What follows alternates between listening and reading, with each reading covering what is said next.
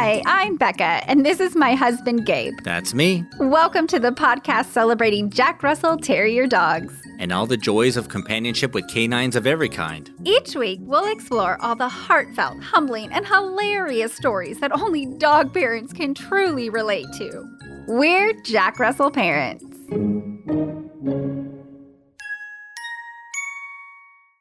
Happy Christmas week, puppy parents. Hope you're staying safe with your last-minute shopping. Yes, and our pup, Carson, a.k.a. Carson et moi, Beanie, Beanie Baby, Monkey, Macaroni and Cheese, Noodle, the Duke of Itchingham, would like to thank you, our listeners. Y'all have been such a wonderful audience this year. Absolutely. We've had so much fun, and we hope you have too. We especially loved hearing all of your touching and hilarious stories about your adventures with your fuzzy little family members.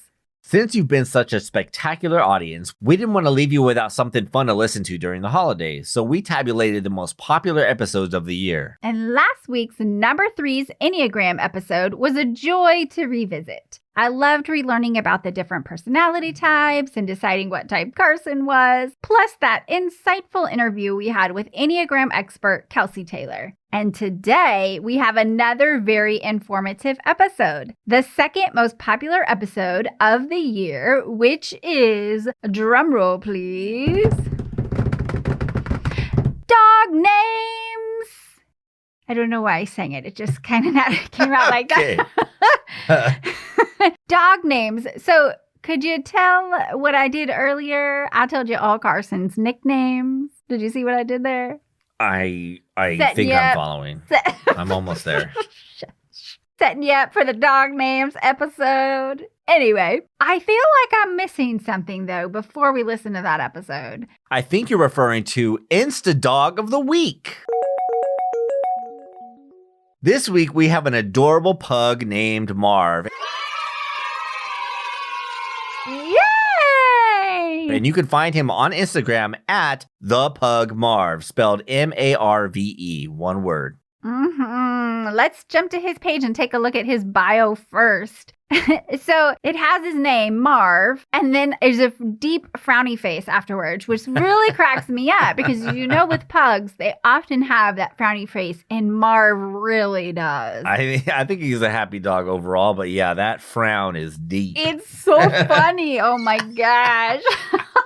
Let's see what else. Marv was born April 6th, 2020, so he's not even a year old yet. He's a cutie patootie. And he is from Norway, folks. Alrighty. Love it. So let's take a look at his page. Like we said, he has got this deep frown, but what I also love is just his markings. His whole muzzle is black, and he's got black around his eyes. Like he's got this thick goth eyeliner on or something. He looks very cute. And then his little dark ears. So much expression in his eyes, man. Yes. There's a lot going on in there. And he's just squishy, man. He's got those little pug wrinkles. He's so cute. And one of my favorites is his mama is doing a filter on him, you know, from an app. I'm not sure which app, but it's just hilarious. It stops on a filter that puts glasses on him and an old lady, like gray-haired curly wig. Bouffant? I don't know. I don't know, but y'all got to pop over to the page just to see that because it will make you laugh. It'll make your day. So what about you, Gabe? What's your favorite Marv picture? Wow, there's so many. And she has a lot of videos, too, so you can really see how happy of a dog he is. He's always bouncing around, which it makes it so much funnier because it contrasts with that frowny face. I love the one where it's a little video where he's so tiny. He's probably just a couple months old. He's trying to get up on the couch because they're sitting up there, and he just wants to be with his family. He's trying to get up there, and he can't because he's so itty bitty bitty. I don't know, full grown, he probably still can't get up there. Yeah, he's still pretty little. Like you said, she does these really cute little videos, and there's a couple that I like where he's apparently discovered this rock. He's got a rock in his mouth, and it's really funny. The first little video, he's hiding like under a coffee table or something, and the caption reads, "Look what I just killed," and it's a rock.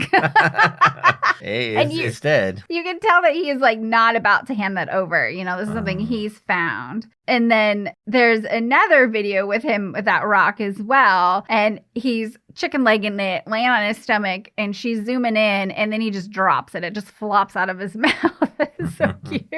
It's got that little pink tongue. Oh my gosh. And one more, again, cute little video clip where she's holding him and she's talking to him and he's just like mesmerized by her. He's just listening. And she says, "Are you telling me we're going for a walk? Well, what are you waiting for, human?" She's talking to him and then he like bops her in the nose like, "Hey, let's go. Quit talking about the walk. I want to go." It's so cute.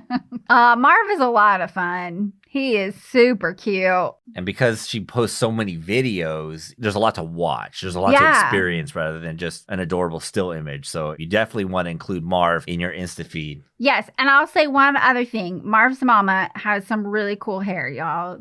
Sometimes it's pink, sometimes it's blue. Some super greenish cute. blue color. Yeah.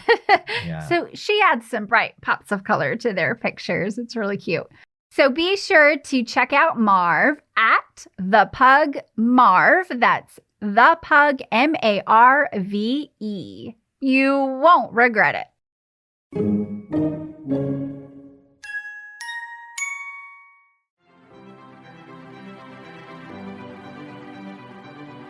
11-year-old Walter just may die of boredom during the most boring summer ever.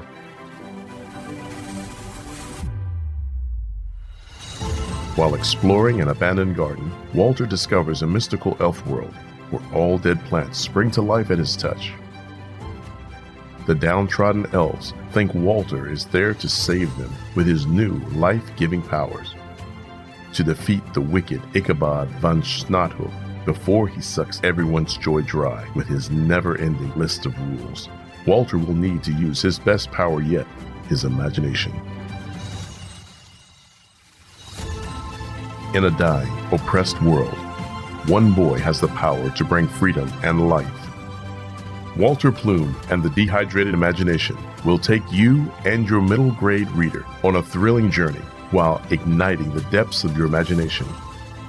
Boys to Book says beautiful imagery leads to spectacular world building in this fantasy that will leave the young reader glued to the pages. Relatable characters add to the magic of the story with never a dull moment. Get your magical fingers on a copy of Walter Plume and the Dehydrated Imagination by Rebecca Lynn Morales, now at Amazon.com. Find out more at walterplume.com. Let Walter and his story awaken your beautiful and creative imagination.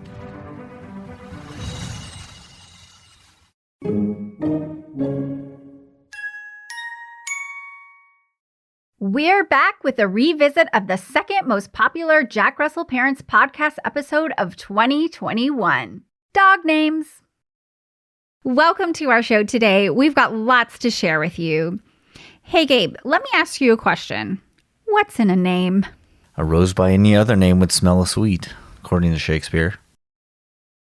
How about that joke about the walking the dog for 5 miles? It's like Shakespeare quotes don't work on you, huh? No. Oh, yes. So I decided to rename Carson 5 Miles so I can tell people that I walk 5 miles every day. How's that working out for you? Not good. I'm still pretty chunky. Well, maybe if you keep saying it, we'll eventually get to 5 miles a day. Well, on that note, since we're not quite sure what's in a name, let's go to the experts. From Psychology Today's Canine Corner, we have an incredible article called The Art and Science of Naming a Dog by Stanley Coren, Dr. Stanley Coren, who's PhD. And he says that when humans hear the names, right, Lassie, Rover, Fido, they immediately know that we're talking about a dog. And for dogs themselves, their name is perhaps the single most important word that they will ever learn. So we can think of it this way. A dog lives in a sea of human sounds and with only the language ability of a human 2-year-old. So they have to decide which words are directed at them and which are not. Yeah, every time I say Carson's name, he's like immediately perks up or those random phrases that he really enjoys, like treat or dog park or anything that sounds like that. And then all of a sudden he's a part of the conversation. Exactly. And so he says that, if you say to another family member, why don't you come here and sit down beside me? How does the dog know whether the word come, sit, and down, which are the words that they recognize, were meant as a command for them or a command for somebody else, right? So this is really cool. He says, obviously, if you were looking directly at your dog's eyes and you had his full attention and you said sit or down, they would know that that command is directed at them. However, in the absence of that body language, right, those body language indicators that you're talking to them, the dog's name becomes the key to his understanding. So in effect, a dog's name becomes a signal, which tells them that the next sounds that come out of your mouth are for them, that it will impact their life somehow. I feel like Carson has gone a little bit beyond that into where, of course, he recognizes his own name, but I feel like he recognizes our tone. When we're trying to get one over on him, we're trying to conspire to give him some medicine or like sneak out of the house without him. So he's all attention. Well, absolutely. He's a little bit of a smarty pants like that. Dr. Corin also says that given the significance of a dog's name, this puts an obligation on us to be precise when we're talking to our dog. So each time we want him to do something, we should start off with his name. That means like Rover sit is what he would call proper dog talk. Whereas on the other hand, if you said sit Rover, that's not good grammar for a dog, since the command that you want the dog to respond to will have disappeared into the void, right? So he says that means that when you say sit Rover, since nothing meaningful follows his name, you may well end up with the dog simply staring up at you. With that look that we've all seen before, the like, okay, well, now that you have my attention, what do you want? Okay. So this is fascinating to me because I haven't thought this through like this, and this may very well be a source of some of our contention. Frustrations. Yes. Frustration. Well, yeah, we should definitely try that. I'll be happy to give that a shot. But whenever you tell him to do something, he like smells the air and he glances at your hands for like, well, where's the cookie I'm supposed to get for doing whatever you're asking me? Well, there's that. Possibly also our fault. Too many treats, too much rewarding with treats.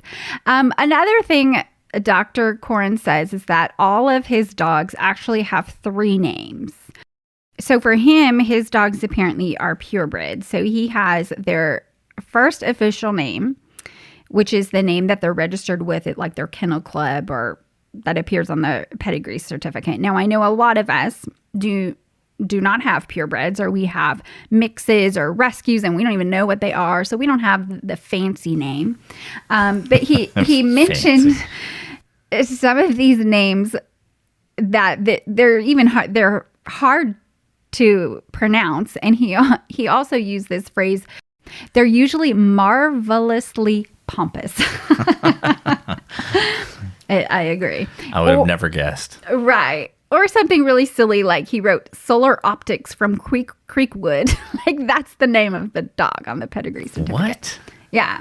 It's like more like a name from where they came from than for the individual dog.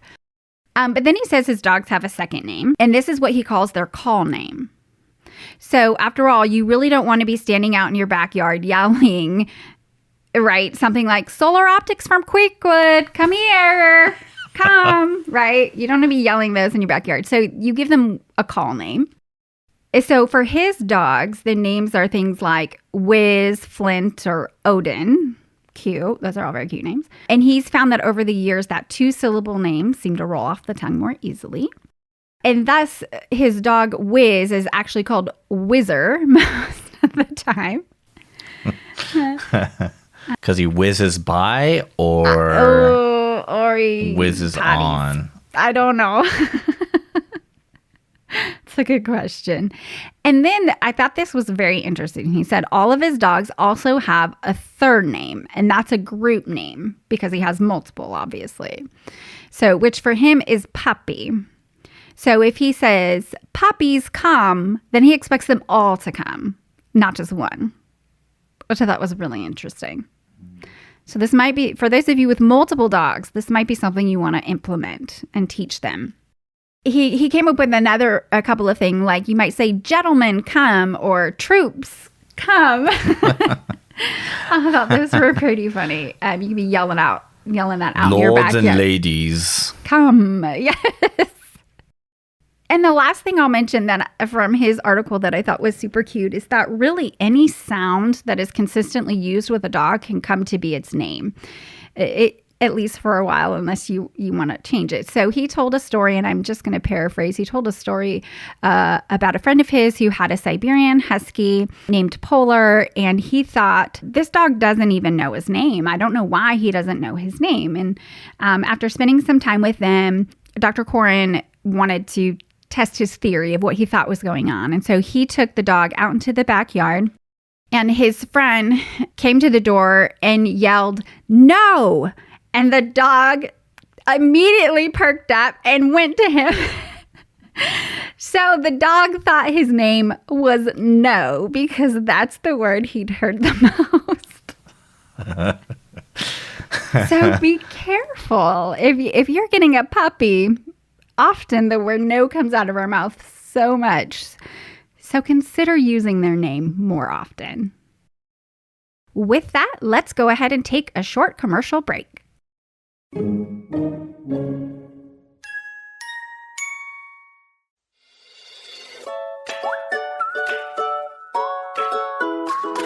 know, I found the best way to meet new people is through our mutual love of dogs. People love sharing their dog stories with other puppy parents and introducing their dogs to us, and vice versa.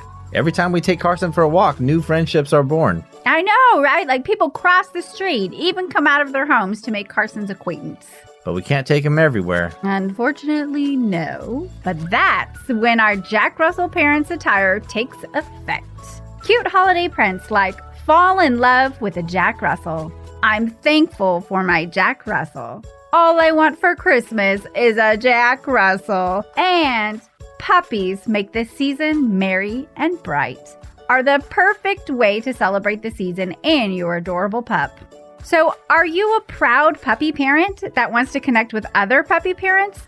Or do you simply like super cute doggy themed attire to go with your cozy leggings or heavy coat? Either way, we have what you need at the Jack Russell Parents Store. All our awesome prints come in a variety of t-shirts, hoodies, baby onesies, coffee mugs, and even face masks. Your choice. To join the doggy squad, check out all the rad merch options at jackrussellparents.com. Simply click on shop at the top and place your order. Happy holidays, puppy parents!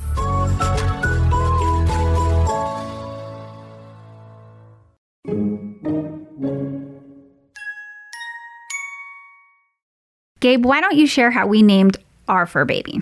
His name is Carson, which is short for Sir Carson, the Duke of Itchingham, but we'll get into the specifics of his full name another time. He does have itchy hands. Okay, that's basically the point. So at the time we got him, we were enthralled with the BBC show Downton Abbey. It's a period drama set at an English estate during the turn of the 20th century. And one of the characters, amazing show, by the way. Love Obsessed. it. One of the characters on the show is named Charlie Carson. He's the butler. He's technically a servant, so they only call him by his last name, Carson. And so we named our pup Carson because we were living under this delusion that we could get a Jack Russell Terrier and that he would be the subservient, obedient type. We'd be the royalty of this little castle of ours, and he'd obey our every whim. And reality, it turns out, is pretty much the opposite of that ridiculous expectation. Right. If I may add, there is another character on that show called Thomas Barrow, who is particularly manipulative and mischievous. Perhaps that would have been a better name. He just turned 6. Yes. It's a little too late to change his name now, but here I'm gonna pull up some of these quotes from Carson, some of his most famous quotes, and you can tell me whether or not they still kind of speak to Carson's character, even though he doesn't really do what we say a lot of the time. Maybe just the overall aura. Maybe we got that right. Yeah, let's see. So, all right, this one is. You cry, milady. You have a good cry. That's what's needed now. And when you're ready, you can get to work because you are strong enough. You are strong enough for the task. Oh, that's why he lays next to my legs and snuggles. That's what it makes me think of.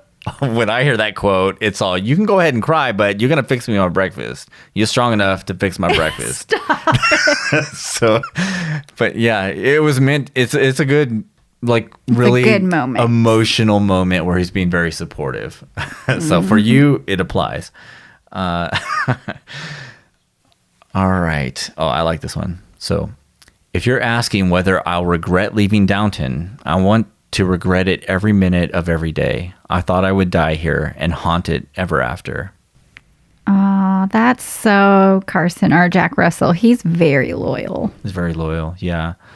And he haunts this place when we drop him off at the vet or the dog resort. It's like it feels so empty here. It feels like his spirit is haunting the place. I'm always looking for him, even if he's not here for some reason. Yeah. Here, this speaks to his loyalty too. You can take as long as you like. I won't press you because one thing I do know: I'm not marrying anyone else. I'm sure you feel that way about me too, right? Yeah, sure. Oh, please. Sorry, that came out way wrong. Of course I feel that way. I love you.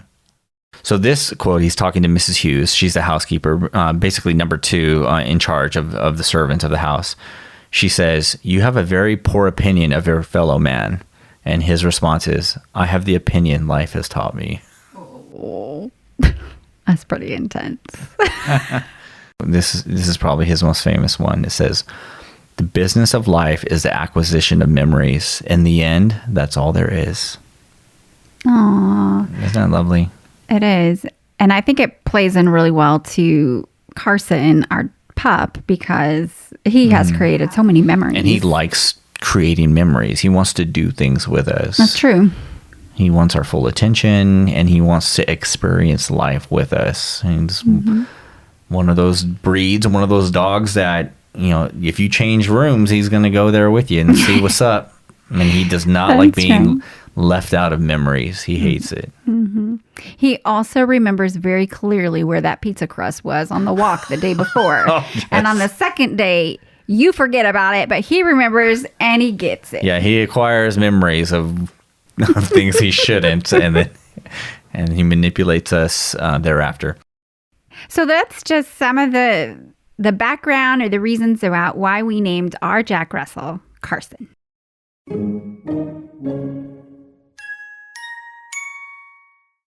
JRTs are typically considered to be tiny or small dogs in stature, but certainly not in personality or spirit.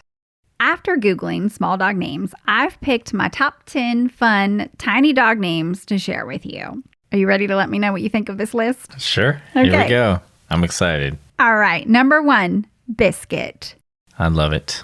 Number 2, Pico. As in Pico de Gallo? Yeah. Yeah. Spicy. Yeah. That would work. And number 3, Peach or Peachy. I love it. Number 4 is Pickle. We actually knew someone who would play in the park with Carson, a little white fluffy dog that was named Pickle. I remember Pickle. Number 5 is Peanut. There seems to be a theme here. These are all food. 1, 2, 3, 4, 5 of food. I think we're just hungry right now. Maybe we should take a break after this list. Picked all food names. Okay, the next 4 aren't food. Okay, number 6 is Ladybug, because that's just adorable.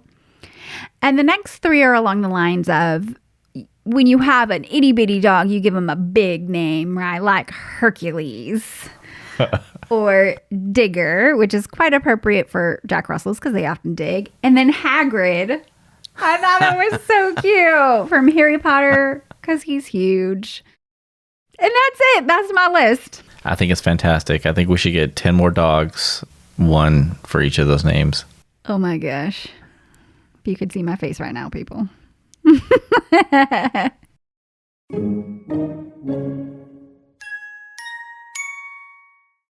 Lastly, today, we asked other Jack Russell owners, what did you name your dog and why? And we got some pretty cool answers. Up first is Francis M. We named our dog Alan. It has caused many a laugh with other dog owners. I love when dogs are named a person's name and it doesn't quite sound like a dog's name, something that like a child would do. It makes me laugh every time. Bruce L. says he named his dog after an attitude, Moxie, which means energy, courage, determination, and know-how, which is perfect for a Jack Russell. Absolutely. Tony T says she named her dog Lucy after Lucy Ricardo from I Love Lucy because she is always making a mess. I love the I Love Lucy show, and I recently started rewatching it again. Binging is the correct word. Anyway, yes, perhaps. And truly, Lucy makes a mess of everything. It's so funny. Cheryl G says she named their dog after their favorite food, sushi. My brother is a chef and he names all his many animals, various items of food. And it's just always cute. See, I'm not the only one who leans towards the food category. Yes. Maria M says, I named my girl after my fave Batman female villain, Harley Quinn. She is nutty and unpredictable. That's perfect for a Jack. All right. Alan W says Leia, Star Wars fan, obviously. Yeah. Donna M says, all our dogs are named after food. Oh, there's another one. All our dogs are named after food. This is queso. I love it. Some of these people, they included pictures. Go to our social media and you can see all these. Joanne W says Bailey. It's after a footballer, actually, for us Americans, a soccer player named Gareth Bale. And then Monty M says he named his two pups Poncho and Lefty after a Willie Nelson song. I'm sorry. You grew up more country than I did, so you might know that reference. Okay. I'm sorry. I'm not going to talk about it. We're moving on. Jane H just simply replies Buzz and then includes a picture of her Jack and then Buzz Lightyear side by side. They look nothing alike, but I'm sure the attitude is there. Yes. They have that same approach of, they want to save the world. And they're in charge from like moment one. Yeah, that's about right. That's a great name. June P says that she named her Jack because of her surname, Potts. And she says it always makes folks smile if you're at the vets and they shout, jackpots. That's fantastic. Super all right. Cute. And lastly, we have Carol C. and Jeff W. naming their two Jacks each after famous pairs. We have Ben and Jerry after the ice cream and Barney and Betty from the Flintstones. Thank you for sharing your dogs and their names with us. This is my favorite part of starting this podcast, getting to connect with other dog lovers and hearing your heartfelt stories. Did you enjoy this episode? Did you learn from the content? Or did you just have a good, relatable laugh? Well, now what? It's time to subscribe, follow, keep listening, and give a positive review on the Apple Podcast app. Then share the podcast with other puppy parents. This will allow us to connect you and your friends with fun, dog-loving content week after week. Until next time, this is Becca and Gabe, the Jack Russell parents. Say bye, Carson. We'd love to connect with you online at jackrussellparents.com or on Instagram, Facebook, and Twitter at JRT Podcasts. That's at JRT for Jack Russell Terrier Podcast. The Jack Russell Parents Podcast is produced by Earball Audio. Jack Russell Parents is brought to you in part by Super Chewer. From the makers of BarkBox, Super Chewer is a themed monthly delivery of toys and treats made especially for dogs who play harder and demand a challenge. Simply go to jackrussellparents.com and click the Super Chewer link to enjoy their great offers while also supporting our podcast.